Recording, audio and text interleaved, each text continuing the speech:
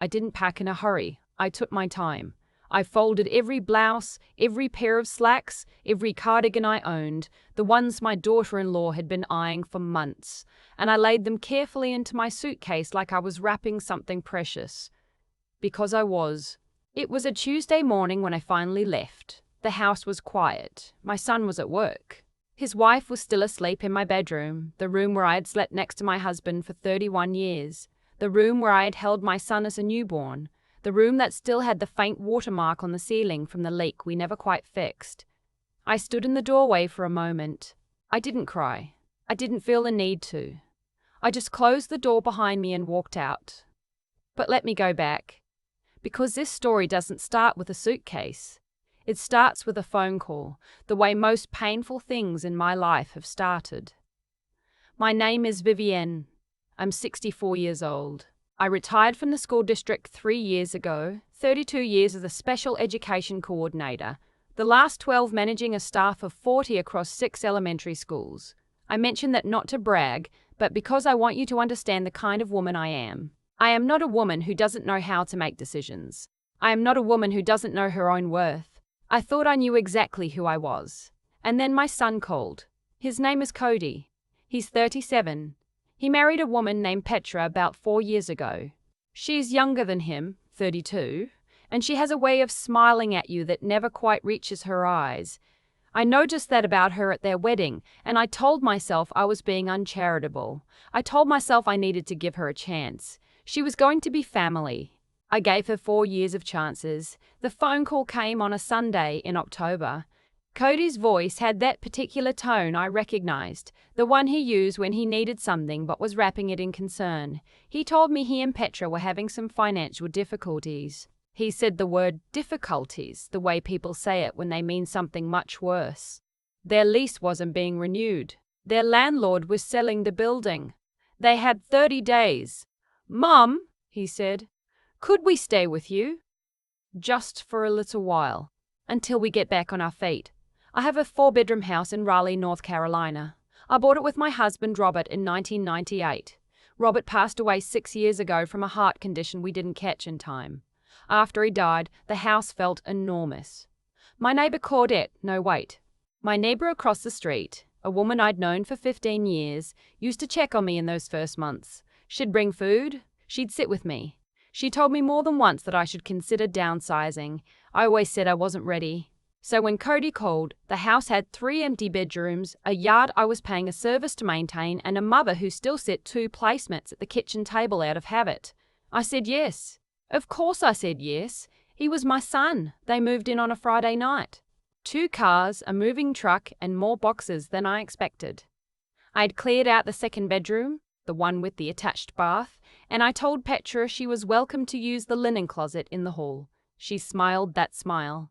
She said it was perfect. For the first few weeks, it was fine. Not warm, exactly, but manageable. Cody helped me carry the trash cans to the curb. Petra cooked dinner twice and set the table without being asked. I thought, maybe I was wrong about her. Maybe this would be good for all of us. Then the small things started. The first one was so small I almost didn't register it. I came downstairs one morning to make my coffee. I've made coffee at 6:15 every morning for 30 years. Same time, same pot, same 2 scoops of Folgers. And the coffee maker was gone, not broken, not in the cabinet. Gone from the counter entirely, replaced with one of those pod machines. There was a note on it from Petra that said easier for everyone. Ha ha! I stood in my own kitchen and looked at that note for a long time. I mentioned it to Cody that evening. He said Petra had gotten a good deal on the new machine and that the old coffee maker had been taking up too much counter space. When I pointed out that I had used that coffee maker for 11 years, he looked at me with this expression, not unkind exactly, but faintly impatient, and said, "Mom, it's just a coffee maker." That was the first time I heard that tone. It's just a coffee maker. It's just a small thing. Why are you making this difficult? Over the next 2 months, there were a lot of small things. The curtains in the living room were replaced without my input. Petra said the old ones were a little dated. My collection of ceramic birds, 23 pieces I'd been collecting since the 80s, arranged on the shelf Robert built for me, were moved to a box in the garage because they were cluttering up the aesthetic. When I went to get them, the box was gone. Petra said she donated them. She thought I wouldn't mind. I minded. I said so. Calmly. I sat down with Cody and I told him that this was my home, that I was happy to have them here, but that I needed to be consulted before my belongings were removed or replaced. I was measured. I used my coordinator voice, the one I'd used for 3 decades, to navigate difficult conversations with parents and administrators and school board members. Cody nodded. He said he understood. He said he'd talk to Petra. Things were better for about 2 weeks. Then Petra came to me one evening while I was watching the news. She sat down across from me, not beside me, across, like we were in a meeting, and she said, "Vivienne, I've been thinking about how we can make this space work better for everyone." She had a notebook. She had actually brought a notebook. She wanted to redesign the kitchen. She wanted to convert the dining room into an office because Cody was working from home part-time. She said the yard was underutilized and she'd been researching what it would cost to put in a deck. She mentioned, and this is a part I still think about, that she'd spoken to a real estate agent just to understand the market, just to know what the house might be worth. "We're not planning anything," she said quickly, when she saw my face. "We just want to feel like this is a home for us too." I told her I understood that. I told her I wanted them to be comfortable. And then I said very clearly that this was my home, that my name was on the deed, that I appreciated them being here, but that no renovations or financial discussions about this property would happen without my explicit agreement. She smiled that smile and wrote something in her notebook. That night, I called my friend Ruth Ann. She's been my closest friend since we were on the same committee at our church back in 2003. She listened to everything I said, and then she was quiet for a moment, and she said, "Vivienne, how long are you going to let this go on?" I didn't have an answer. The conversation that changed everything happened in January, about 5 months after they moved in. It was a Sunday evening. I had made a pot roast, Robert's recipe, the one I'd been making since 1994 with the little potatoes and the pearl onions, and I'd set the table for 3. Cody and Petra came downstairs together, which I noticed immediately because they usually came down separately. They sat down. Cody put his hands on the table. He didn't make eye contact right away. He said, "Mom, Petra and I have been talking." He said they loved me. He said they were grateful. He said they wanted what was best for me. He used the phrase, quality of life, 3 times. He mentioned that the stairs were a concern. I have 2 flights, and I'd mentioned my knee once, in passing, back in October. He brought up a community he'd researched, a place with people my own age, and activities and support. Then he said it.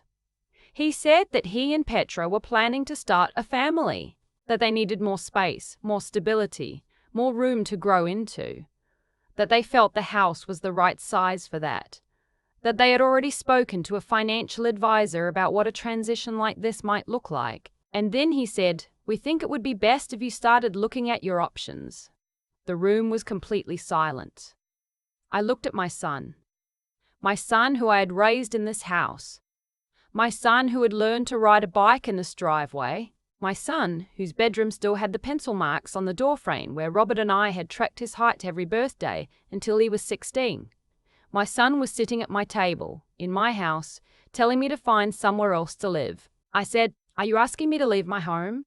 He said, "We're asking you to think about what makes sense going forward." I nodded. I picked up my fork. I ate my pot roast. I did not cry. I did not argue. That was January 12th. On January 13th, I called Ruth Ann and told her everything. She said, "What are you going to do?" I told her I wasn't sure yet, but something had clarified in my mind. Something quiet and cold and very certain. I had been thinking about myself as a guest in my own home for 5 months. I had been apologizing for my curtains and my coffee maker and my ceramic birds. I had been making myself smaller in every room. I was done making myself smaller. I want to tell you about Robert's life insurance policy. We had taken it out in 1999, one of those whole life policies that a friend of ours had recommended. For years it just sat there, one of those things you pay into and don't think about. When Robert died, the payout was $240,000. I had put most of it into a money market account and left it alone because I didn't know what to do with grief, and I didn't know what to do with money, and I didn't want to make any decisions I couldn't take back. For 6 years, I had not touched it. I also want to tell you that I owned my house outright. Robert and I had paid off the mortgage in 2019, 3 years before he died. I had never talked about this with Cody in detail. I had never talked about this with anyone except my accountant and Ruth Ann. In January, after the conversation at the dinner table, I made an appointment with my financial advisor. Her name is Diane. She's been helping me manage my accounts for 8 years. I sat down across from her and I told her what was happening. She listened without interrupting, which is one of the things I appreciate most about her. And then she said, "Vivienne, you have more options than you realize."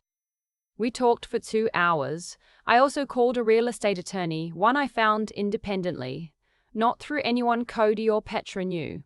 His name was Mr. Hargrove. He explained to me very clearly what my rights were as the sole owner of my property. He explained the process of selling. He explained the timeline. He answered every question I had, and I had many questions, because I was going to do this carefully. I did not say a word to my son. I kept living in my house. I kept making breakfast and watching my programs and going to my water aerobics class on Wednesday mornings. I kept being polite to Petra. I helped her carry groceries in from the car one afternoon. I asked about her day. I was a perfectly pleasant housemate. I was also quietly, systematically preparing to walk out the door. The house went on the market in March. I had done the research, worked with a realtor my accountant recommended, and priced it correctly. The neighborhood had appreciated significantly since Robert and I bought it.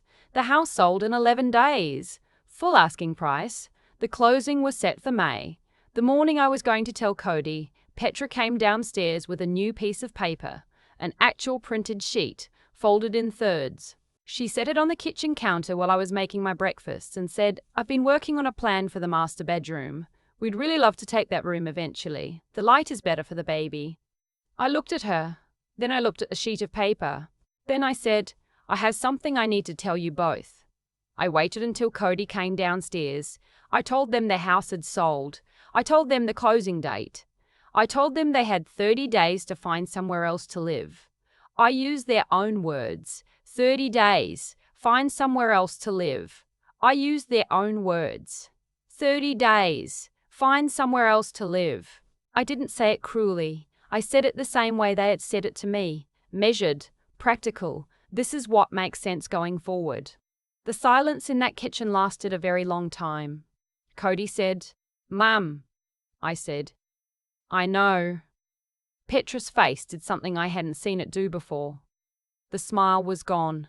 She said, "You can't just, where are we supposed to go?" I said, "I'm sure you'll figure it out. You're resourceful people."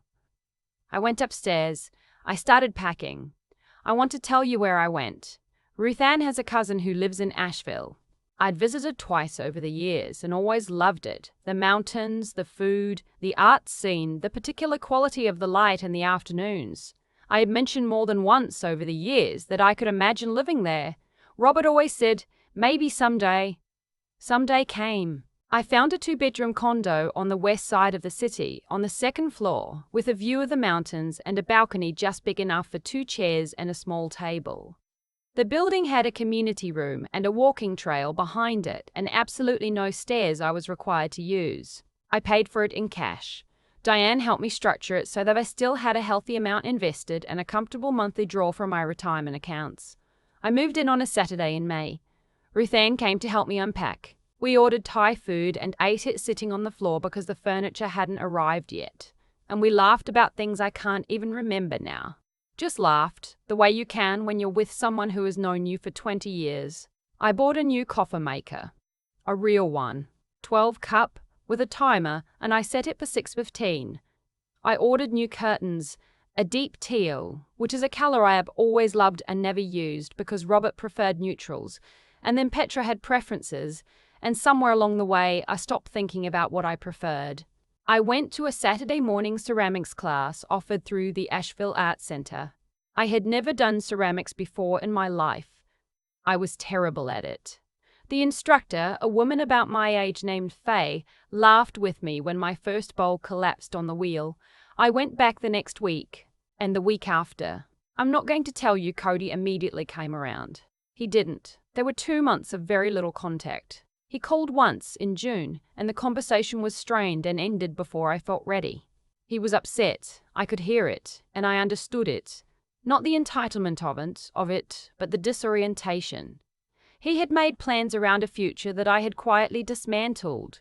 That's disorienting, even when it's deserved. Petra did not call. In August, Cody called again. This time he asked if he could come visit. I said yes.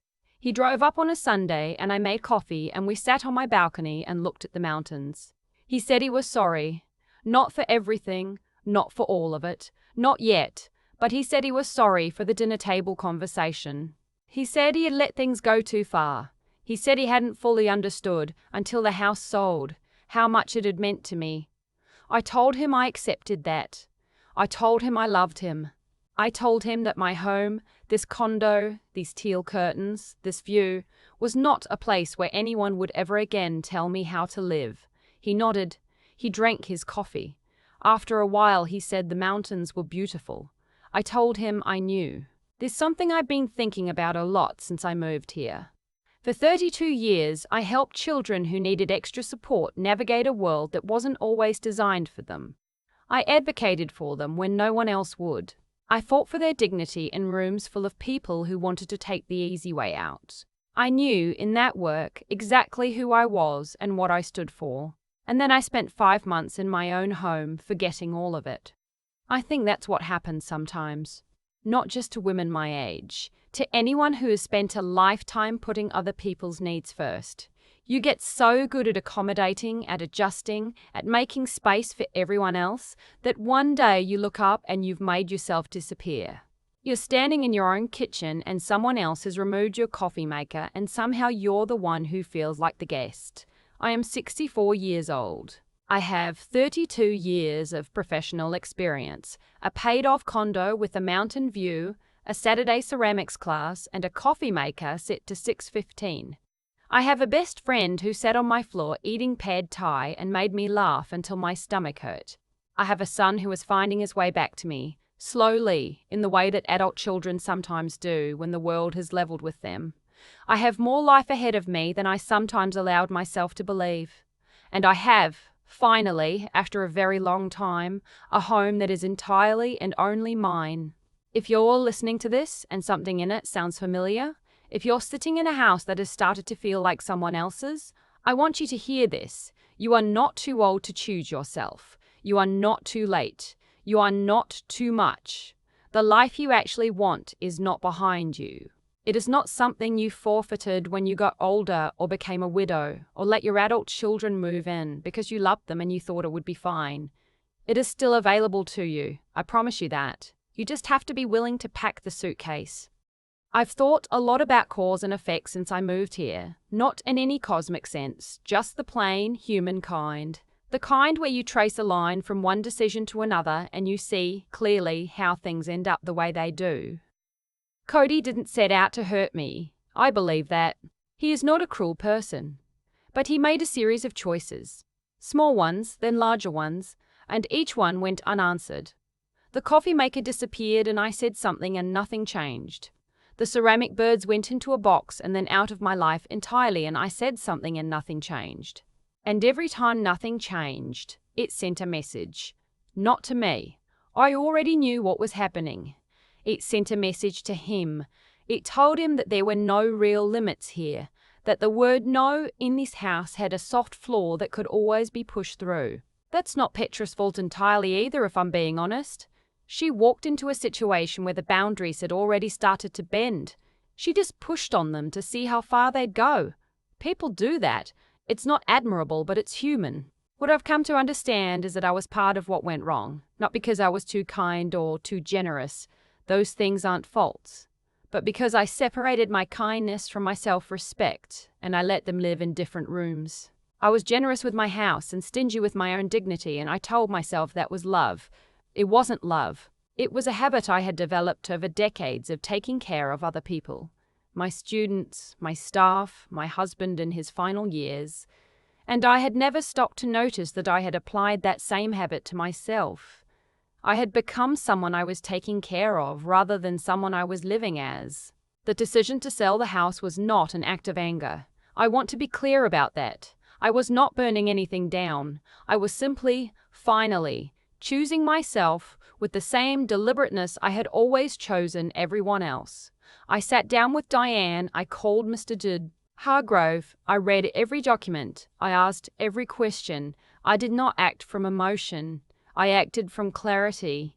That's the thing about real resolve. It doesn't feel like rage. It feels very quiet. It feels like coming back to something you've always known. Cody is finding his way. He sat on my balcony in August and drank his coffee and looked at the mountains and said he was sorry. That mattered to me. Not because I needed the apology to move on. I had already moved on. But because it told me he was growing. That the events of this past year had asked something of him and he was trying to answer it. That's all any of us can do, really. Be asked hard questions by our own lives and try to answer them honestly. I think about my students sometimes when I think about all of this. The ones who had the hardest time weren't always the ones with the most obstacles. They were often the ones who had never been allowed to sit with discomfort long enough to discover what they were capable of. The ones who grew the most were the ones who had to figure something out on their own, who fell down in a way that was real and got back up in a way that was also real. I didn't do Cody any favors by absorbing everything for 5 months. I thought I was protecting him. I was actually just delaying the lesson. The condo has a mountain view. The curtains are teal. The coffee maker goes off at 6:15. On Saturday mornings, I go to ceramics class, and I am still not very good at it, and Faye still laughs with me when something collapses, and I still go back the next week. That's what a life looks like when it belongs to you. I'm 64. I have time. I intend to use it.